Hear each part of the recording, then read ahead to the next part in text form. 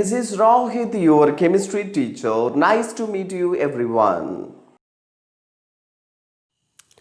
Water. Water is a precious natural resource. Do you know that the substance of water is the cause of the origin of life on earth? Isn't it interesting that the 65% of the body parts of animals and plants containing water? ജലം വ്യത്യസ്ത രൂപത്തിൽ നമ്മൾ ഉപയോഗിക്കുന്നുണ്ട്. കൃഷി ആവശ്യങ്ങൾക്ക്, industry, energy production and transportation, ഇതിനൊക്കെ നമ്മൾ water ഉപയോഗിക്കുന്നുണ്ട്. ഇതുകൂടാതെ മറ്റ് അനേകം ഡേ ടു ഡേ ലൈഫിലെ ഉപയോഗങ്ങൾക്ക് നമ്മൾ വാട്ടർ ഉപയോഗിക്കുന്നുണ്ട്. നമുക്ക് വാട്ടർ എവിടെ നിന്ന് കിട്ടുന്നു? നിങ്ങൾ ചിന്തിച്ചിട്ടുണ്ടോ? ഇത് ലാർജ് എമൗണ്ട് നമുക്ക് കിട്ടുന്നത് നാച്ചുറൽ റിസോഴ്സ് തന്നെയുണ്ട് വാട്ടറിന്. റെയിൻ വാട്ടർ ഉണ്ട്, wells, back waters, streams, rivers and oceans are different water resources. Water സോളിഡിലും ലിക്വിഡും ഗ്യാസിലും വിവിധ രൂപത്തിൽ കാണപ്പെടുന്നുണ്ട്.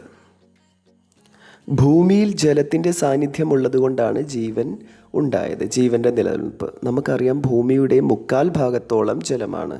നമ്മുടെ ശരീരത്തിലാണെങ്കിലും പിന്നെ അതുപോലെ തന്നെ പ്ലാന്റ്സിൻ്റെ ബോഡി മൊത്തം നോക്കുകയാണെങ്കിലും ജലത്തിൻ്റെ അംശം കൂടുതലാണ്. നമുക്കറിയാം ഹൈഡ്രജനും ഓക്സിജനും കൂടി ചേർന്നാണ് ജലമുണ്ടാകുന്നത്.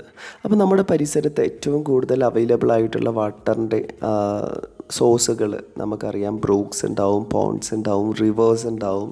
ഓഷ്യൻ വാട്ടറിൻ്റെ ഏറ്റവും നല്ല സോഴ്സാണ്. അതേപോലെ തന്നെ അറ്റ്മോസ്ഫിയർ. നമ്മൾ ഏറ്റവും കൂടുതൽ നമുക്ക് ലഭിക്കുന്നത് റെയിൻ വാട്ടറിലൂടെയാണ്. ഇപ്പോൾ കേരളത്തിൻ്റെ ഒരു പ്രത്യേകത നോക്കുകയാണെങ്കിൽ മൺസൂൺ സീസണിൽ ഏറ്റവും കൂടുതൽ റെയിൻ വാട്ടർ കിട്ടുന്നു. ഏറ്റവും പ്യുവർ വാട്ടറാണ്. ഇതങ്ങനെ കുത്തിയൊലിച്ചിട്ട് എവിടെ എത്തുന്നു? കടലിലെത്തുന്നു. Boiling point of water. Water boil ചെയ്യും. അത് വാട്ടറിൻ്റെ ഒരു സ്പെഷ്യാലിറ്റിയാണ്. നമുക്കെന്താണ് ബോയിലിംഗ് പോയിൻ്റ് ഒരു എക്സ്പെരിമെൻറ്റിലൂടെ നോക്കാം. Take 3/4 of water in a round bottom flask. Arrange the thermometer in such a way that is kept immersed water inside the flask. Record the initial thermometer reading. ആദ്യ സമയത്ത് നോക്കുന്ന സമയത്ത് നമ്മൾ അതിലൊരു ചേഞ്ചും കാണുന്നില്ല. നമ്മൾ ഹീറ്റ് സപ്ലൈ ചെയ്യുന്നുണ്ട്, പക്ഷേ അതിലൊരു ചേഞ്ചും കാണുന്നില്ല. ടെമ്പറേച്ചർ റിമൈൻസ് കോൺസ്റ്റൻ്റ് ആണ്, എപ്പോഴും കോൺസ്റ്റൻ്റ് ആയിട്ടാണ് നിൽക്കുന്നത്. അവിടെ എന്താ സംഭവിക്കുന്നത്? വാട്ടർ ഈ കൊടുക്കുന്ന ടെമ്പറേച്ചറിനെ മൊത്തം അബ്സോർബ് ചെയ്തു. വാട്ടറിന് ഇങ്ങനത്തെ ഒരു ക്വാളിറ്റി ഉണ്ട്, ഒരു സ്പെഷ്യാലിറ്റി ഉണ്ട്. ടെമ്പറേച്ചറിനെ ധാരാളം അബ്സോർബ് ചെയ്ത് വെക്കും. അതുകൊണ്ടാണ് ഭൂമിക്ക് എത്ര ചൂട് തട്ടിയിട്ടും അത് നമുക്ക് ചൂട് അനുഭവപ്പെടാതെ. കാരണം വാട്ടറിൻ്റെ പ്രസൻസ് ഉള്ളത് കൊണ്ട് ഈ വാട്ടർ ഈ ഹീറ്റിനെ മുഴുവൻ അബ്സോർബ് ചെയ്ത് വെക്കുന്നു. ഇനി നമ്മുടെ ശരീരത്തിൻ്റെ കേസ് എടുക്കാം. ചെറിയ ഒരു ഇല തീവട്ടത്ത് നമ്മൾ കാണിച്ചു കഴിഞ്ഞാൽ ഇല കരിഞ്ഞു പോകുന്നു. പക്ഷെ നമ്മൾ ചൂടത്ത് നിന്നാൽ വളരെ പെട്ടെന്ന് കരിഞ്ഞു പോകുമോ? ഇല്ല, ശരിക്കും. കാരണം എന്താ വെച്ചാൽ നമ്മുടെ ശരീരത്തിൻ്റെ വാട്ടറിൻ്റെ പ്രസൻസാണ്. നമ്മുടെ ശരീരത്തിലെ വാട്ടർ നമുക്ക് കിട്ടുന്ന ഹീറ്റിനെ അബ്സോർബ് ചെയ്ത് വെക്കുന്നു. അതുകൊണ്ടാണ് ഹീറ്റ് തട്ടിയിട്ട് നമ്മൾ പെട്ടെന്ന് കരിഞ്ഞ് ഇവാപ്രേറ്റ് ചെയ്യാതെ നിൽക്കുന്നത്. What happens to the water when temperature remains constant? This temperature is known as boiling point of water. യഥാർത്ഥത്തിൽ ബോയിലിംഗ് പോയിൻ്റ് എന്ന് പറഞ്ഞാൽ the temperature at which liquid boils at a normal atmospheric pressure is called boiling point. നമ്മുടെ normal atmospheric പ്രഷറിൽ liquid boil ചെയ്യുന്ന ടെമ്പറേച്ചറാണ് boiling point. നമുക്കറിയാം വാട്ടറിൻ്റെ normal boiling point 100 degree Celsius ആണ്. ഇനി പ്രഷർ കുക്കറിൻ്റെ കേസിലോ? പ്രഷർ കുക്കറിൽ പ്രഷർ കൂടുതലായിരിക്കും, അപ്പോൾ ബോയിൽ ചെയ്യാൻ ഒരുപാട് സമയമെടുക്കും. അപ്പോൾ നോർമലി പ്രഷർ കുക്കറിലൊക്കെ വാട്ടർ ബോയിൽ ചെയ്യുന്നത് 120 ഡിഗ്രി സെൽഷ്യസിലാണ്. വാട്ടറിൻ്റെ നോർമൽ പ്രഷറിലെ ബോയിലിംഗ് പോയിൻ്റ് എന്ന് പറഞ്ഞാൽ 100 ഡിഗ്രി സെൽഷ്യസ് ആണ്. പക്ഷേ പ്രഷർ കുക്കറിലാവുമ്പോൾ നോർമലി എത്രയായിരിക്കും? 120 ഡിഗ്രി സെൽഷ്യസ്. പ്രഷർ കുക്കറിൻ്റെ അകത്ത് ഈസി ആയിട്ട് കുക്ക് ചെയ്യുന്നത്, നന്നായിട്ട് കുക്ക് ചെയ്യുന്നതിൻ്റെ കാര്യം മനസ്സിലായല്ലോ. അതിൻ്റെ അകത്ത് പ്രഷർ കൂടുതലാണ്, അപ്പോൾ ഹൈ ടെമ്പറേച്ചർ എടുക്കും അത് ബോയിൽ ചെയ്യാൻ വേണ്ടിയിട്ട്. അതുകൊണ്ടാണ് അത് നന്നായിട്ട് കുക്ക് ചെയ്യുന്നത്. ഇനി നമുക്ക് മറ്റൊരു കാര്യം ഡിസ്കസ് ചെയ്യാം. ഈ മൗണ്ടനിയേഴ്സ്, പർവ്വത ആരോഹകർ ആ പർവ്വതത്തിൻ്റെ മുകളിൽ കയറി കുക്ക് ചെയ്യുന്ന സമയത്ത് അവർക്ക് വളരെ ഈസി ആയിട്ട് അത് കുക്ക് ചെയ്യാൻ വേണ്ടി സാധിക്കും. അതിൻ്റെ കാര്യം മനസ്സിലാക്കിയിട്ടുണ്ടോ? നമ്മളറിയാം, ഹൈ ആൾട്ടിറ്റ്യൂഡിലേക്ക് ഹൈറ്റിലേക്ക് പോകും തോറും പ്രഷർ കുറവായിരിക്കും. അപ്പോൾ വളരെ കുറഞ്ഞ ടെമ്പറേച്ചർ കൊടുത്താൽ മതി, വളരെ ഈസി ആയിട്ട് അവിടെയുള്ള വാട്ടർ ബോയിൽ ചെയ്യും. യഥാർത്ഥത്തിൽ ഈ ബോയിലിംഗ് എന്ന് പറഞ്ഞ പ്രോസസ്സ് നമ്മൾ ചൂടാക്കുന്ന ലിക്വിഡിൻ്റെ പ്രഷറും അതിൻ്റെ തൊട്ടടുത്ത അറ്റ്മോസ്ഫിയറിൻ്റെ പ്രഷറും ഇക്വലൈസ് ചെയ്യുന്ന സമയത്താണ് ഈ ബോയിലിംഗ് എന്ന പ്രോസസ്സ് നടക്കുന്നത്. അപ്പോൾ പർവ്വതത്തിൻ്റെ മുകളിൽ നമുക്കറിയാം, മുകളിലേക്ക് പോകും തോറും പ്രഷർ കുറവായിരിക്കും. അപ്പോൾ വളരെ കുറഞ്ഞ ടെമ്പറേച്ചർ കൊടുത്താൽ മതി ഇത് രണ്ടും ഇക്വലൈസ് ചെയ്യാൻ വേണ്ടിയിട്ട്. What you mean by evaporation? Evaporation എന്ന് പറഞ്ഞാൽ എന്താ? ലിക്വിഡ് സ്റ്റേജിൽ നിന്നും വേപ്പർ സ്റ്റേജിലേക്ക് വാട്ടർ മാറുക. അപ്പോൾ വാട്ടർ ആദ്യം ഹീറ്റ് അബ്സോർവ് ചെയ്യുന്നു. ഒരു പെർട്ടിക്കുലർ ടെമ്പറേച്ചർ എന്ന് പറഞ്ഞാൽ 100 ഡിഗ്രി സെൽഷ്യസ് എത്തിക്കഴിഞ്ഞതിന് ശേഷമാണ് യഥാർത്ഥത്തിൽ വാട്ടർ ലിക്വിഡ് സ്റ്റേജിൽ നിന്നും വേപ്പർ സ്റ്റേജിലേക്ക് മാറുന്നത്. ഇതാണ് ഇവോപ്പറേഷൻ എന്ന പ്രോസസ്സ്. അത് ലിക്വിഡ് സ്റ്റേജിൽ നിന്നും ഏത് സ്റ്റേജിലേക്ക് ടെമ്പറേച്ചർ അബ്സോർവ് ചെയ്തിട്ട് വേപ്പർ സ്റ്റേജിലേക്ക് മാറുന്നു. ആ ഒരു പ്രോസസ്സാണ് ഇവോപ്പറേഷൻ. ഹീറ്റ് കപ്പാസിറ്റി ഓഫ് വാട്ടറിൻ്റെ ഹീറ്റ് കപ്പാസിറ്റി എന്താണ്? നമ്മളൊരു എക്സ്പെരിമെൻറ്റ് ചെയ്യാം. 2 പാത്രത്തിൽ കോക്കനട്ട് ഓയിൽ ഒന്നിൽ വാട്ടർ ഈക്വൽ എമൗണ്ട് എടുക്കുന്നു, 2ലും തെർമോമീറ്റർ വയ്ക്കുന്നു, ചൂടാക്കുന്നു, ഈക്വൽ എമൗണ്ട് ഹീറ്റ് കൊടുക്കുന്നു. എന്നിട്ട് നമ്മൾ റെഗുലർ ഇൻ്റർവെൽസിൽ നമ്മൾ ഒബ്സർവ് ചെയ്യുകയാണ് കോക്കനട്ട് ഓയിലും വാട്ടറും. കോക്കനട്ട് ഓയിൽ നമ്മൾ ഹീറ്റ് എന്ത് ചെയ്യുന്നുണ്ട്, അതിലെ ടെമ്പറേച്ചർ ഇങ്ങനെ ഡിഫറൻസ് ആയി വരുന്നുണ്ട്. പക്ഷേ വാട്ടറിൻ്റെ കേസിൽ ഒരു ചേഞ്ചും സംഭവിക്കുന്നില്ല ഇനീഷ്യൽ സ്റ്റേജിൽ. അതിൻ്റെ റീസൺ എന്തായിരിക്കും? വാട്ടറിനെ ഒരുപാട് ഹീറ്റിനെ അബ്സോർബ് ചെയ്ത് വെക്കാൻ, പിടിച്ചെടുത്ത് വെക്കാനുള്ള കഴിവുണ്ട്. ഇതാണ് വാട്ടറിൻ്റെ ഹീറ്റ് കപ്പാസിറ്റി. അപ്പം മറ്റ് ലിക്വിഡ്സിനെയൊക്കെ അപേക്ഷിച്ച് വാട്ടറിന് ഹീറ്റ് കപ്പാസിറ്റി വളരെ കൂടുതലാണ്. നമുക്ക് കുറച്ച് സിറ്റുവേഷൻസ് നോക്കാം. നമ്മൾ വണ്ടിയുടെ റേഡിയേറ്ററിൽ വാട്ടർ നിറയ്ക്കുന്നു. അപ്പോൾ വണ്ടിയുടെ എഞ്ചിനൊക്കെ ചൂടായുന്ന സമയത്ത് എക്സസ് ഹീറ്റിനെ അബ്സോർവ് ചെയ്തിട്ട് കൂടുതലായിട്ട് ഹീറ്റായി തീപിടുത്തം ഇല്ലാതാക്കാൻ വേണ്ടി സഹായിക്കുന്ന ഒരു സംഗതിയാണ് radiator. Water is used to cool hot objects. നല്ല ചൂടുള്ള ഒബ്ജക്ട്സിനൊക്കെ തണുപ്പിക്കാൻ വേണ്ടിയിട്ട് നമ്മൾ വാട്ടർ യൂസ് ചെയ്യുന്നുണ്ട്. Next one, 2/3 of the earth is water is regulate the temperature of the earth. നമ്മൾ ഡിസ്കസ് ചെയ്തൊരു കാര്യമാണ്. ഭൂമിയുടെ 3/4 ഭാഗവും കടലാണ്, അതിൽ വാട്ടറാണ്. അപ്പോൾ എക്സസ് ഹീറ്റിനൊക്കെ അബ്സോർവ് ചെയ്ത് വയ്ക്കാനുള്ള ഒരു കഴിവ്, കപ്പാസിറ്റി ഈ വാട്ടറിനുണ്ട്. അതുകൊണ്ടാണ് നമ്മൾ ടെമ്പറേച്ചർ ഇങ്ങനെ റെഗുലേറ്റ് ചെയ്ത് പോകുന്നത്.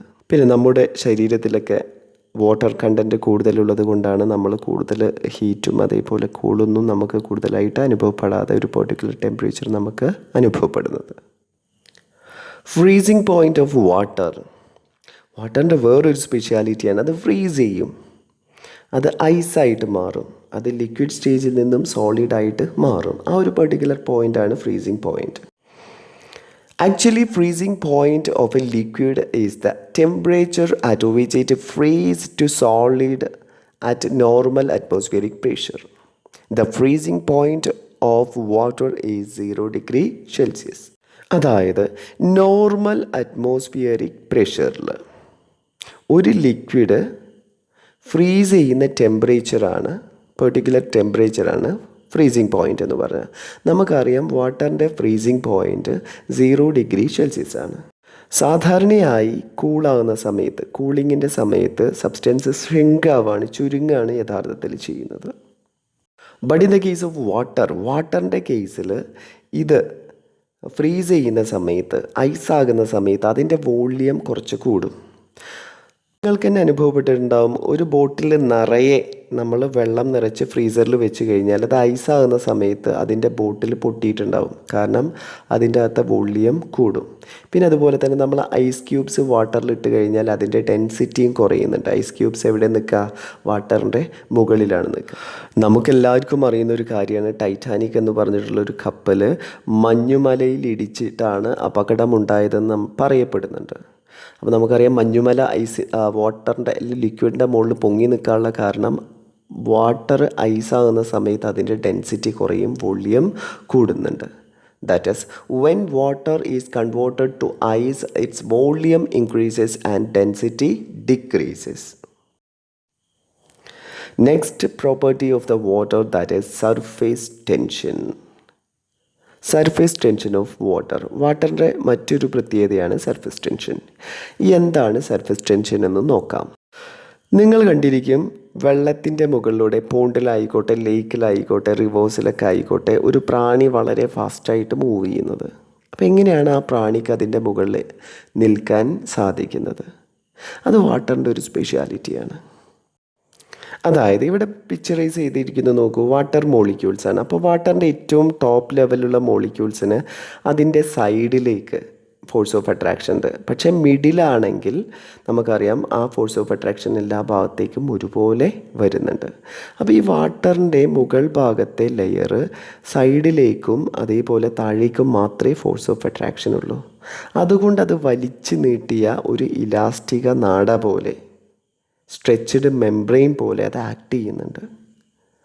അതുകൊണ്ടാണ് ആ പ്രാണിക്ക് ആ ഒരു സ്ട്രെച്ച്നെസ് ഉള്ളത് കൊണ്ട്, ഒരു മെംബ്രെയിൻ, ഒരു ഇലാസ്റ്റിക നാട പോലെ ആക്ട് ചെയ്യുന്നത് കൊണ്ടാണ് ആ പ്രാണിക്ക് അതിവേഗം അതിൻ്റെ മുകളിലൂടെ നടക്കാൻ സാധിച്ചത്. ഇതേപോലെ തന്നെ ബ്ലേഡിനെ നമുക്ക് നിർത്താൻ പറ്റും വാട്ടറിൻ്റെ മുകളിൽ. The liquid surface behaves like a stretched membrane. This behavior causes to surface tension. ഒരു സ്ട്രെച്ച്ഡ് മെംബ്രെയിന് ശരിക്കും ഒരു ഇലാസ്റ്റിക് നാട പോലെ ആക്ട് ചെയ്യുന്നത് കൊണ്ടാണ് ഇതിന് ഒരു പ്രോപ്പർട്ടി കിട്ടുന്നത്. നിങ്ങളൊക്കെ സോപ്പ് സൊല്യൂഷൻ കൊണ്ട് ബബിൾസ് ഉണ്ടാക്കുന്നവരാണ്. അതുപോലെ ഒരു അറേഞ്ച്മെൻറ്റ്സ് ആണ് ഇവിടെ ചെയ്തിരിക്കുന്നത്. രണ്ട് സൈഡിലും നല്ല ഭാരമുള്ള ഒരു ചെറിയ കമ്പി കെട്ടിയിട്ട് അതിൻ്റെ പുറത്തൊരു നൂല് വെച്ചിട്ട് ഇതേപോലെ സോപ്പ് സൊല്യൂഷനിൽ മുക്കുന്നു. അതിൻ്റെ അകത്തും ചെറിയൊരു നൂല് കൊണ്ടൊരു രൂപം ഉണ്ടാക്കി വെച്ചിട്ടുണ്ട്. അപ്പോൾ നോക്കൂ, ആ സൊല്യൂഷനിൽ മുക്കിക്കഴിഞ്ഞാൽ അത് വലിച്ച് അകത്തേക്ക് വലിക്കുന്ന പോലെ അതിൻ്റെ ഒരു മെംബ്രെയിൻ കണ്ടോ? അതാണ് ആ സ്ട്രെച്ച് ഇലാസ്റ്റിക് ബാൻഡ് പോലെ അത് ആക്ട് ചെയ്യുന്നത്. അത് അകത്തേക്ക് ഒരു ഫോഴ്സ് ഓഫ് അട്രാക്ഷൻ ആണുള്ളത്. ഇനി അതിൻ്റെ അകത്തെ ആ ബബിള് നമ്മൾ പൊട്ടിച്ച് നോക്കിയാൽ എന്താ സംഭവിക്കുക? അത് പുറത്തേക്ക് വലിച്ച പോലെ അതിൽ നിന്നും കാണാൻ സാധിക്കും. ഈ സ്ട്രെച്ച്ഡ് മെംബ്രെയിൻ പ്രോപ്പർട്ടിയാണ് സർഫേസ് ടെൻഷൻ എന്ന് പറഞ്ഞാൽ. Liquid surface act as a stretched membrane is called surface tension. അതുകൊണ്ടാണ് ബ്ലേഡ് അതിൻ്റെ പുറത്ത് നിൽക്കാം. ഭാരം കുറഞ്ഞ ചെറിയ ചെറിയ പേപ്പർ കഷ്ണങ്ങളും അതേപോലെ ചെറിയ ലീവ്സും ഇതേപോലെ വാട്ടറിൻ്റെ മുകളിൽ ഫ്ലോട്ട് ചെയ്യാനുള്ള കാരണം തന്നെ ഈ ഒരു സർഫേസ് ടെൻഷൻ എന്ന സ്പെഷ്യാലിറ്റി കൊണ്ടാണ്. Spherical shape of droplets. ഡ്രോപ്ലെറ്റ്സിന്, വെള്ളത്തുള്ളികൾക്ക് സ്പെറിക്കൽ ഷേപ്പ് എങ്ങനെ ലഭിക്കുന്നു എന്നാണ് നമ്മൾ ചർച്ച ചെയ്യുന്നത്. നിങ്ങൾ ശ്രദ്ധിച്ചിട്ടില്ലേ, മഴ പെയ്യുന്ന സമയത്തും അതുപോലെ വെള്ളത്തുള്ളികൾക്കൊക്കെ ഒരു സ്പെറിക്കൽ ഷേപ്പ്, ഗോളാകൃതിയാണ് ഉള്ളത്.